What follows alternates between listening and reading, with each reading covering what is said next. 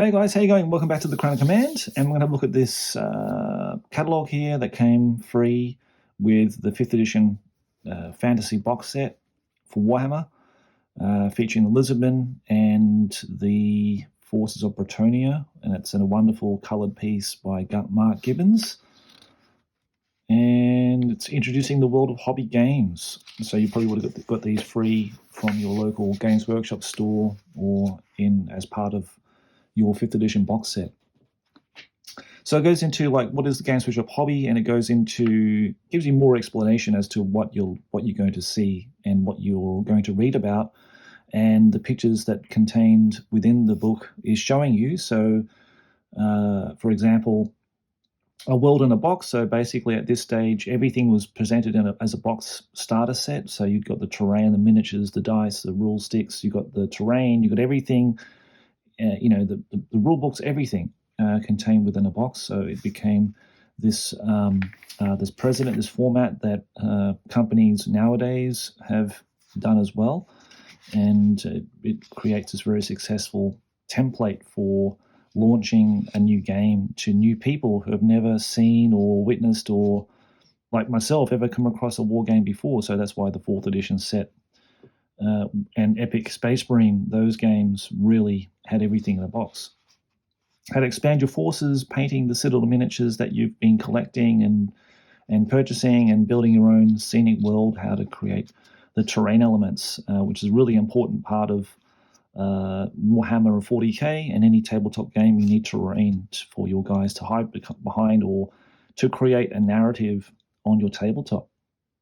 So we have tabletop battle games, this section here of a store with some nice terrain features on there, people rolling dice, having fun, smiling.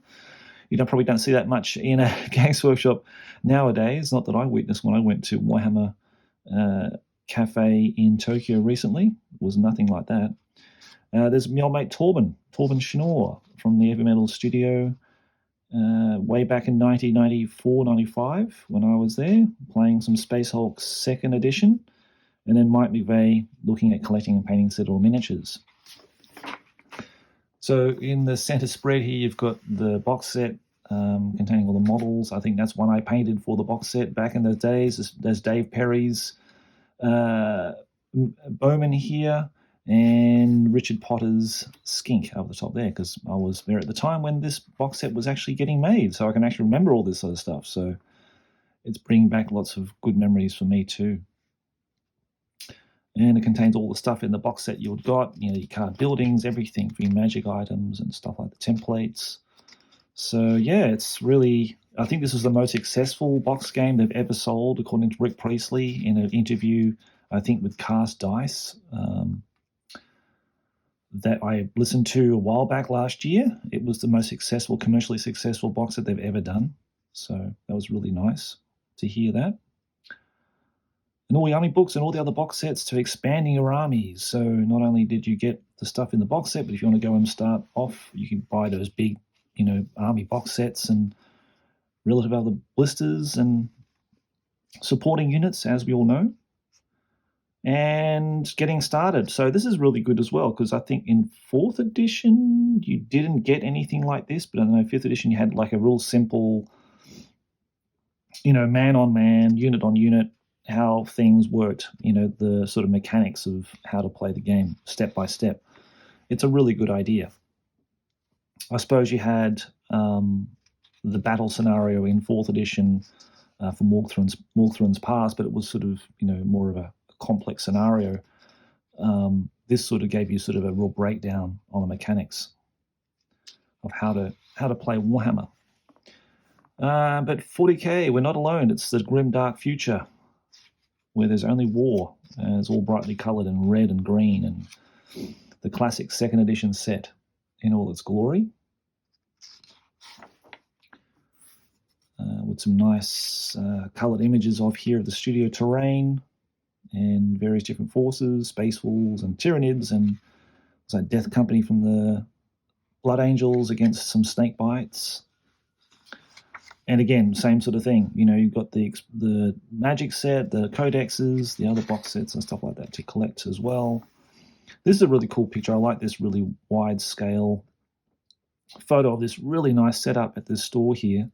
Would have been great to play there, actually, because it's got some really nice terrain, really beautiful painted models. It would have been a wonderful introduction into the hobby if you went to that store. I don't know where it is, but if you went there, yeah, it would have been a great start. We're talking about all their stores, where they're located around the world. As of course, Australia had 1, 2, 3, 4, 5, 6 stores at this stage. Only 2 stores in America, which is incredible. But yeah, loads of stores in the US. But I suppose in the UK, but I suppose they had a lot of specialty stores carrying their stock. Maybe that's why. White Dwarf and the articles contained in that, what you would get, and of course your subscription with the Wayne England crazy looking White Dwarf here. Such a great artist, Wayne. And looking at all the different kinds of Citadel miniatures, inspiring you to paint just like the guys at the studio with their fantastic paint jobs. Things like the Wood Elf Forest Dragon, which is a really beautiful model. Lots of characters in here. And then going to the mail order and ordering all your goodies. And so it looks like they're ordering. They're offering a mail order starter pack. We get 2 plastic Citadel miniatures, a Saurus and a plastic Space Marine Terminator, and 4 Citadel color paints and a brush, which is not a bad idea. And they've got like a painting guide and that kind of stuff. I think that's a great little starter for people wanting to do that. And I think you had to pay for it. I think maybe you had to pay for the shipping or something like that, probably, and they sent you the models and paints and stuff for free. And how to make your own gaming table. It's kind of the thing that we didn't do back in the day. I think we just had a table, tennis table that we used, and I don't even know what we did for terrain. I don't even we had some terrain. I think we played a lot of Epic Space Marine, which came with a lot of stuff, but I can't even remember. But it gives you some good tips of how to make some simple hills, and go to get some K&M trees, form a base, get some flock, and you're away. Really simple kind of basic concepts there. And of course you can see the Perry's lavish table setups at their home, which is kind of the dream table. And then you've got Games Day, talking about Golden Demon, and their international gaming event where people would compete, I guess, playing Warhammer 40k, Warhammer Fantasy Battle, and any other system they had at the time. And then we come to the back of the catalogue. So not a huge one today, guys, but I hope you enjoyed this flip through of this particular catalogue that maybe you picked up for the very first time when you entered the hobby. And